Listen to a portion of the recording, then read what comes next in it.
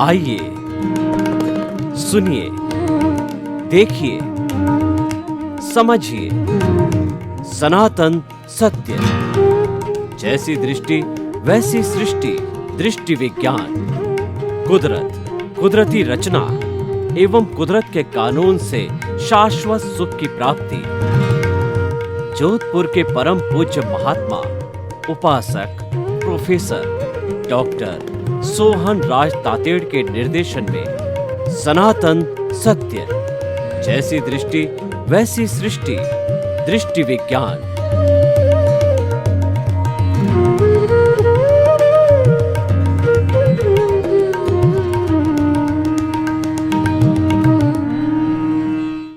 भाई और बहनों, मातृशक्ति को नमन।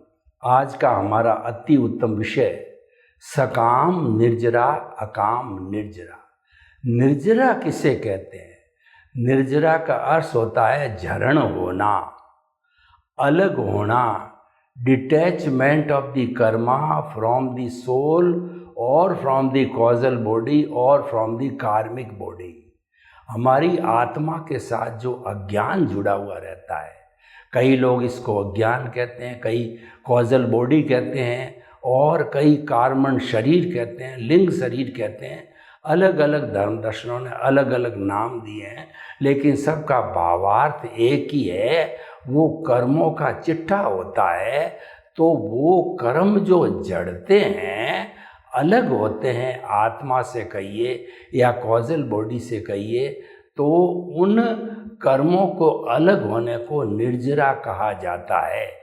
यानी आत्मा से कर्मों का छुटकारा होना निर्जरा कहलाता है। और ये निर्जरा दो तरह की होती है, सकाम निर्जरा और अकाम निर्जरा। अकाम निर्जरा तो जब कभी भी हम कोई कष्ट सहन करते हैं, जैसे पेड़ है, पौधे है, पशु है, पक्षी है, तो ये सर्दी, गर्मी, बरसात को और जो लूएं चलती है और तेज चक्रवात चलते हैं, इन सब को सहन करते हैं, क्योंकि उनके घर नहीं रहते हैं, वो तो खुले आकाश के अंदर रहते हैं। तो इसके अंदर उनको जो कष्ट होता है, जो वो सहन करते हैं, ये अकाम निर्जरा कहलाती है। ये जो है बिना कोई उद्देश्य के जो निर्जरा की जाती है, वो सारी अकाम निर्जरा कही जाती है। और उद्देश्य के साथ के अंदर हम जो निर्जरा करते हैं, वह सकाम निर्जरा कहलाती है। और देखिए कि हमारे क्रमिक मार्ग के अनुसार जो हमारा संवर है, उस संवर के साथ निर्जरा होती ही है, वो है सकाम निर्जरा। संवर करो तो निर्जरा के बारे में सोचने की ज़रूरत नहीं है। संवर का मतलब त्याग, पचकान, वो होते ही कर्मों के साथ में जो है वो ऑटोमेटिकली जो है कर्म वहाँ से जो है ढीले पड़ करके और अलग होने लग जाएंगे, उनका निर्जरण होना चालू हो जाएगा। जैसे कि जो मधुमक्खियों का छत्ता होता है, उस छत्ते में से पक जाता है, तो जो रस की बूंदें पड़ करके अलग होती रहती है, निर्जर होती है। झरने में से पानी जो है वो गिरता रहता है, और किसी भी चीज़ में से चीज़ गिरती रहती है, वो निर्जरण कहलाती है, वो निर्जरा। ठीक उसी तरह से कर्मों का आत्मा से या कॉजल बॉडी से अलग होना, वह निर्जरा कहलाता है। अब देखिए, जो भगवान ने जो है 12 भेद बताए तप के, उन तप के 12 भेद में 6 भेद है वो बाह्य है, और 6 भेद जो है वो भीतरी है। बाह्य और आभ्यंतर है, भीतर के है। तो बाहर के जो 6 है और भीतर के 6 है, दोनों को मिला करके तप के भेद के साथ साथ इसको निर्जरा भी कहा जाता है। क्योंकि इन 12 का उपयोग करने से कर्मों का जड़ना चालू होता है। इसीलिए इसको तपस्या भी बोलते हैं, निर्जरा भी बोलते हैं और साधना भी बोलते हैं। तो बाहर की जो साधना है वो क्रिया से जुड़ी हुई होती है, दिखाई देती है। और भीतर की जो साधना है, प्रायश्चित, विनय, वैयव्रत, स्वाध्याय, ध्यान और व्युत्सर्ग, ये दिखाई नहीं देती है, परंतु ये भीतर के भावों को शुद्धि करती है। यानी कि जो भीतरी निर्जरा है वो भाव शुद्धि की निर्जरा है, और बाहरी जो है वो क्रिया शुद्धि की निर्जरा है, मन वचन की क्रिया को शुद्ध करती है। तो जो ज़्यादा कर्म जड़ते हैं वो आभ्यंतर निर्जरा से जुड़े हुए होते हैं, क्योंकि आभ्यंतर निर्जरा भावों से जुड़ी होती है। और ऐसा कहा गया है, क्रिया से मोक्ष नहीं है, मोक्ष भावों से है। यानी भीतर से आप कितने बदलते हो और आप आत्मा के कितने करीब रहते हो, उससे ज़्यादा मुक्ति का संबंध है। क्योंकि मुक्ति में जो जाने वाला है वो आत्म तत्व है, शरीर तत्व नहीं है। शरीर तो जड़ है और आत्मा चेतन स्वरूप है। इसीलिए जो है वो आत्मा के 3 भेद बताए गए हैं। पहला तो मूल स्वरूप की द्रव्य आत्मा है, जो शुद्ध आत्मा है, वो प्योर अवस्था के अंदर है और मुक्ति में जाने वाली है। जब भी वो अज्ञान से अलग हो जाएगी, अज्ञान का पूरा निर्जरा हो जाएगी, तब वो संपूर्ण निर्जरा कहलाती है। तब वो आत्मा जो है सिद्ध, बुद्ध और मुक्त बन जाती है। लेकिन उसकी क्वालिटी जो है वह मुक्त अवस्था की ही क्वालिटी है। और दूसरी जो आत्मा होती है वो प्रतिष्ठित आत्मा होती है। वो सारी आत्मा जो है वो पुरुषार्थ करती है। चाहे जो है मन वचन काया का पुरुषार्थ करो, चाहे भावों का पुरुषार्थ करो, भाव उसी में गिरते हैं। और मन वचन काया जो चलता है उदय प्रारब्ध के अधीन, उसकी मैकेनिकल मोड की जो आत्मा होती है, जिसको डिस्चार्ज बोलते हैं, वह भी जो है हमारी प्रतिष्ठित आत्मा से जुड़ी हुई है। जो डिस्चार्ज आत्मा है वह रिलेटिव पुरुषार्थ है, और उसके साथ साथ के अंदर आत्मा से जो संबंध होता है वो सारा रियल पुरुषार्थ है। क्योंकि आत्मा केंद्र में होती है तो वो रियल होती है, क्योंकि वो सनातन सत्य से जुड़ी हुई है। सनातन सत्य है वह यूनिवर्सल ट्रुथ है, सार्वभौम सत्य है, और वह कुदरत का कानून है, और वो इस ब्रह्मांड की अल्टीमेट रियलिटी है। और वह सिद्धांत के ऊपर आधारित होने से वो परिवर्तित नहीं होता है। अवस्था रूप के अंदर वो हमेशा परमानेंट होता है। और जो है हमारा उस आत्मा से जो हम संबंध करते हैं वो सारा संबंध रियल पुरुषार्थ होता है, दृष्टि विज्ञान होता है, आर्ट ऑफ द विजन होता है। क्योंकि आत्मा का स्पर्श का, मूल आत्मा की बात कर रहे हैं, शुद्ध आत्मा की। अभी हम बने नहीं हैं, अभी हम परमात्मा बने नहीं हैं, पर हमारा लक्ष्य परमात्मा बनने का है। और ये लक्ष्य केवल मनुष्य ही बना सकता है और इसको पा सकता है। यानी कोई भी मुक्ति को जाएगा तो मनुष्य योनि से ही जाएगा। अभी जिस भरत क्षेत्र में हम जी रहे हैं वहाँ पर मुक्ति खुली नहीं है, वहाँ से व्यक्ति अभी मुक्त नहीं हो सकता। लेकिन जहाँ सिमंदर स्वामी इत्यादि जो तीर्थंकर विराज रहे हैं, और हमारे भरत क्षेत्र का जो है वो सारी कृपा कराने वाले सिमंदर स्वामी तीर्थंकर भगवान हैं, तो वहाँ पे कोई जन्म लेकर के और अपनी भक्ति करके और वह सिद्ध बुद्ध मुक्त हो सकता है। क्योंकि वहाँ पर मोक्ष खुला है, भरत क्षेत्र के अंदर मोक्ष नहीं खुला हुआ है। तो भाई और बहनों, ये जो हम तप करते हैं इससे निर्जरा होती है, और जो आंतरिक तप है वह दृष्टि विज्ञान से जुड़ा हुआ है।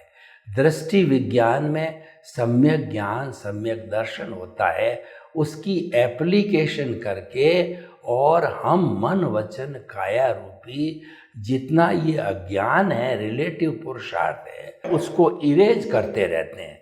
जब अज्ञान धीरे धीरे संपूर्ण रूप से इरेज हो जाएगा, इस इरेज को निर्जरा कहा जाता है।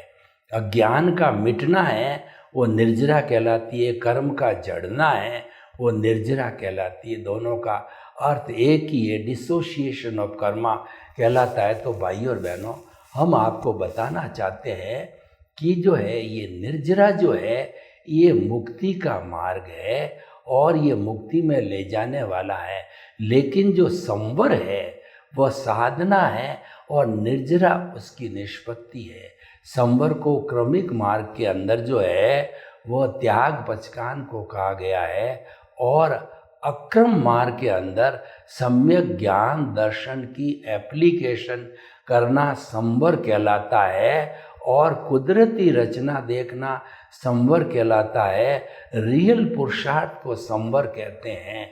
दोनों की अपनी अपनी परिभाषा है, लेकिन संवर हमें मुक्ति की ओर ले जाता है और इसके साथ में निर्जरा जुड़ी हुई है ही, यानी जो है अज्ञान का इरेज होना संवर के साथ जुड़ा हुआ ही रहता है। इसीलिए हमें जीवन के अंदर संवर को हमेशा प्रेफरेंस देना चाहिए। और अभ्यांतर तप है, प्रायश्चित का अर्थ होता है कि आलोचना, प्रतिक्रमण और प्रत्याख्यान कहा जाता है। यानी कि आपने जो है जो पाप किए हैं और अज्ञान खड़ा किया है। देखिए, पाप की निवृत्ति का अर्थ यही है अज्ञान को मिटाना।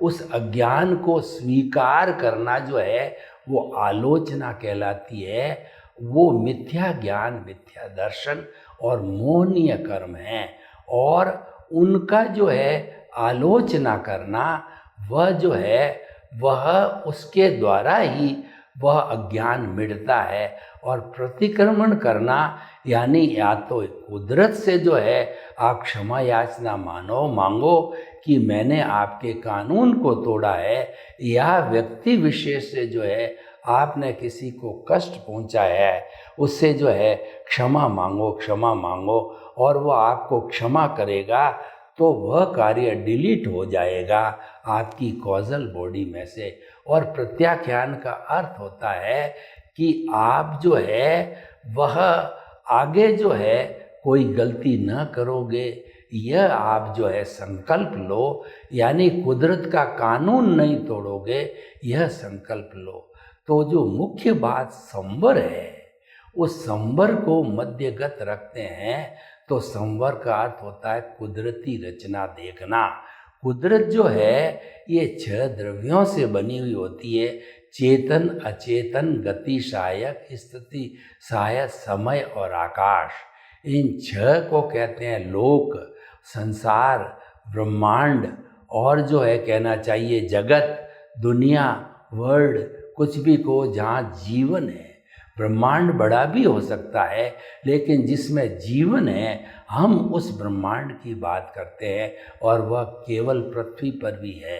तो इस कुदरत जो है ये चलती है किसी कानून से। हमें अगर मुक्ति को जाना है और सरलता सुगमता से जाना है तो हमें जो है कुदरत के कानून को समझना चाहिए। कुदरत का कानून बहुत स्पष्ट है।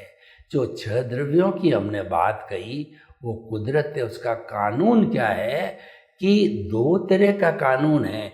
एक तो प्राकृतिक कानून है, उस प्राकृतिक कानून के अनुसार जो है इस ब्रह्मांड के अंदर सूर्य समय पर उगता है, समय पर अस्त होता है, समय पर रात आती है, समय पर ऋतुएं आती है, सर्दी, गर्मी, बरसात, पतझड़, बसंत आदि। और जो है जो सारे काम समय पर होते हैं, इसको प्राकृतिक कानून कहते हैं। एक जो है हमारी कुदरत के अंदर 84 लाख जीवा योनि बर्थ प्लेसेस के असंख्य अनंत जो प्राणी जो है वो जीवन यापन करते हैं, उनका सारा संचालन करने वाला जो है वह भी कुदरती है, वह कुदरत के अधीन है।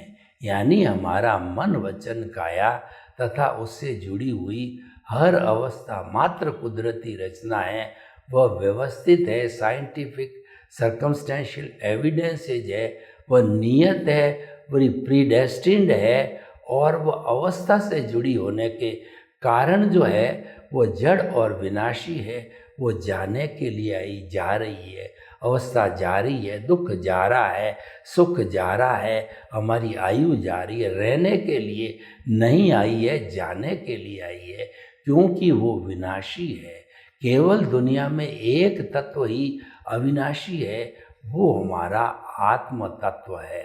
वैसे जो है ये कुदरत के 6 तत्व है, ये भी अविनाशी है। 6 के 6 वो द्रव्य रूप के अंदर, अवस्था रूप के अंदर ये बदलते रहते हैं, जिसको रूपांतरण कहते हैं। जिसको बदलने को रूपांतरण, चेंज बोला जाता है।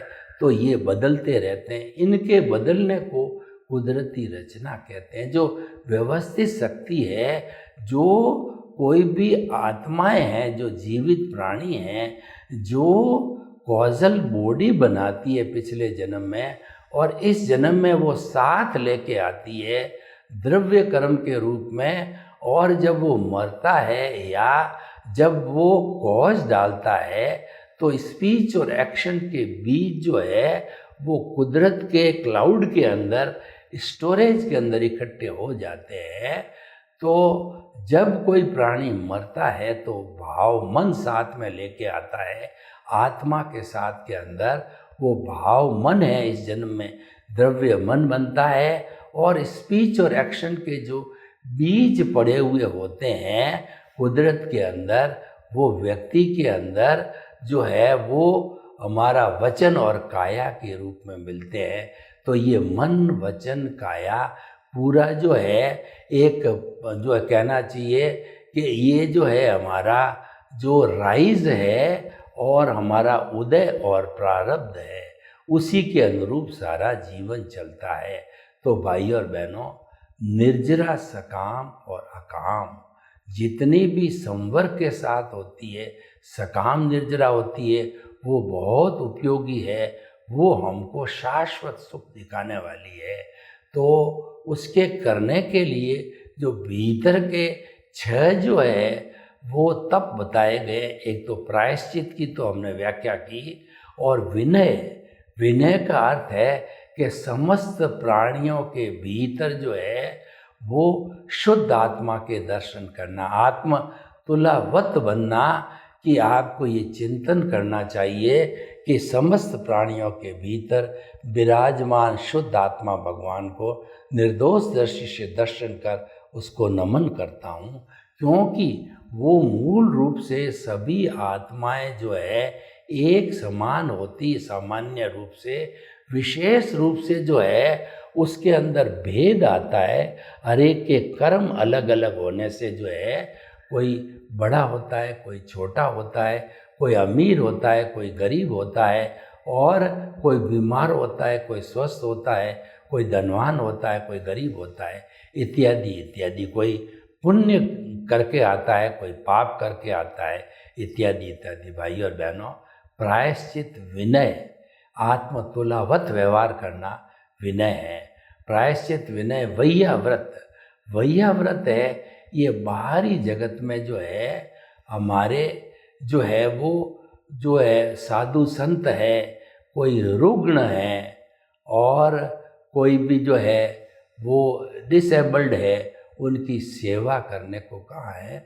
और यहाँ वैया व्रत को ये है कि आपको आत्मा के इर्द गिर्द रहना, आपको आत्मा की सेवा के अंदर रहना, आत्मा से बात करना, आत्मा को रिझाना, आत्मा को मुक्त करने की जो है योजना बनाना।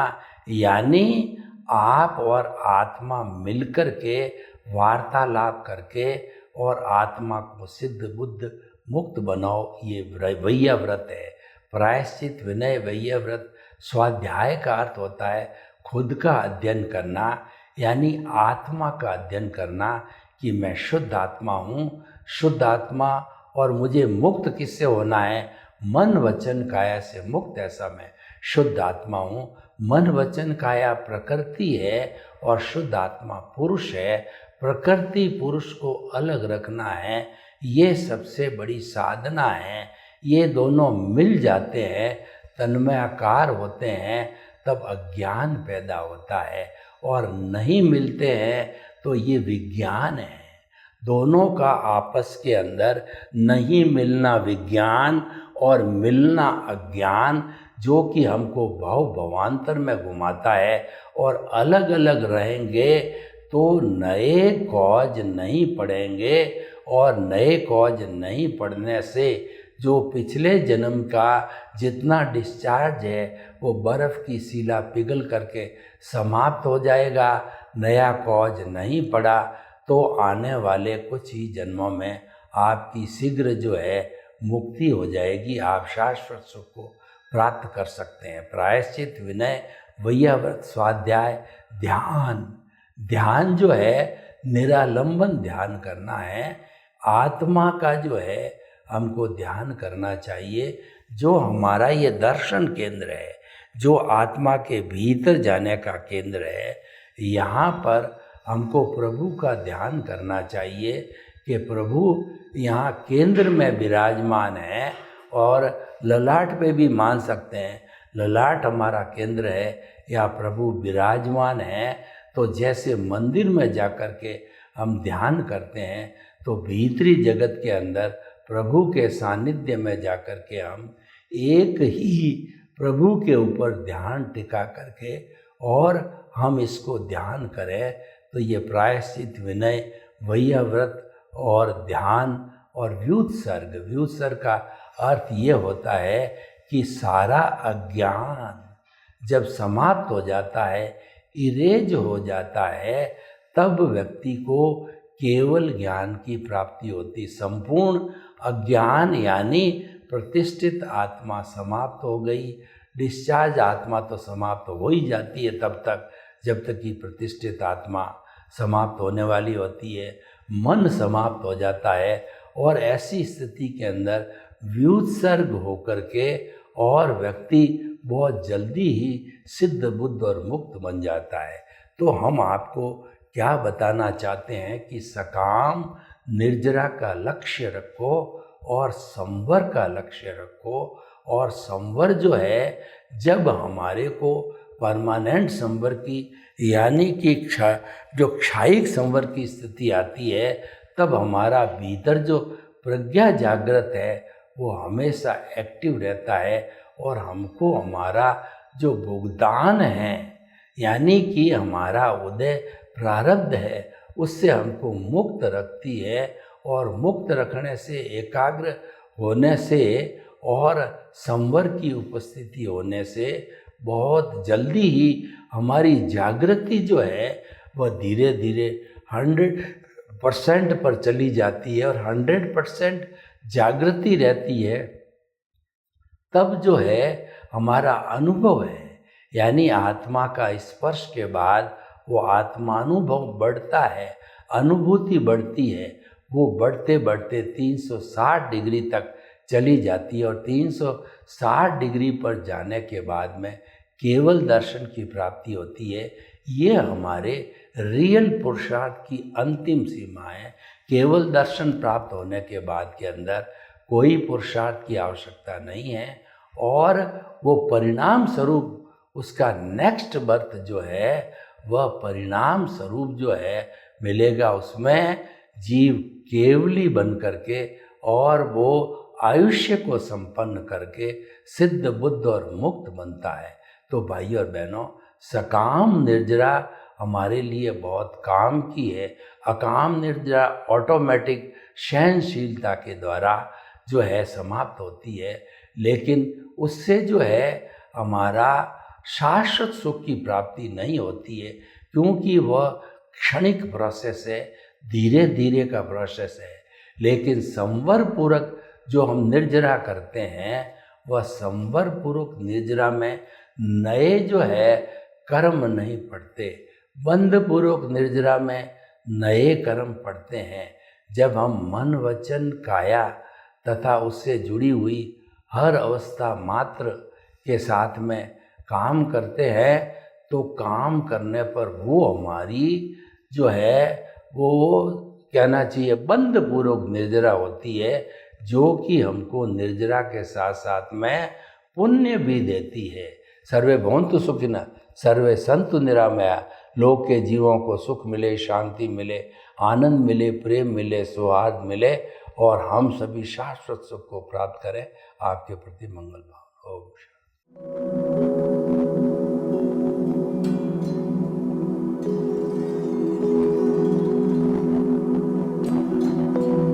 एक ऐसा अंतर्राष्ट्रीय ख्याति प्राप्त मानव जो गुरु प्रेरणा से पिछले 20 वर्षों से वानप्रस्थ जीवन जीते हुए 24 घंटे मानवता की सेवा में संलग्न है। एक ऐसा मानव जो अभी राष्ट्रीय, अंतर्राष्ट्रीय टीवी चैनलों पर 7,500 एपिसोड के माध्यम से सनातन सत्य, आत्मविज्ञान एवं पुनरुत्थान, व्यवहार एवं निश्चय जगत के जीवनोपयोगी विषयों पर हृदय स्पर्शी प्रवचन कर चुका है। उस मानव का नाम है महात्मा उपासक प्रोफेसर डॉक्टर सोहन राज तातेड़। प्रोफेसर तातेड़ द्वारा योग, दर्शन, शिक्षा विषयों पर रचित पीएचडी स्तर के 250 शोध ग्रंथ भारत के 100 प्रतिष्ठित विश्वविद्यालयों में शोधार्थी पढ़ रहे हैं तथा वे सभी शोध ग्रंथ वहां की सेंट्रल लाइब्रेरियों में उपलब्ध हैं।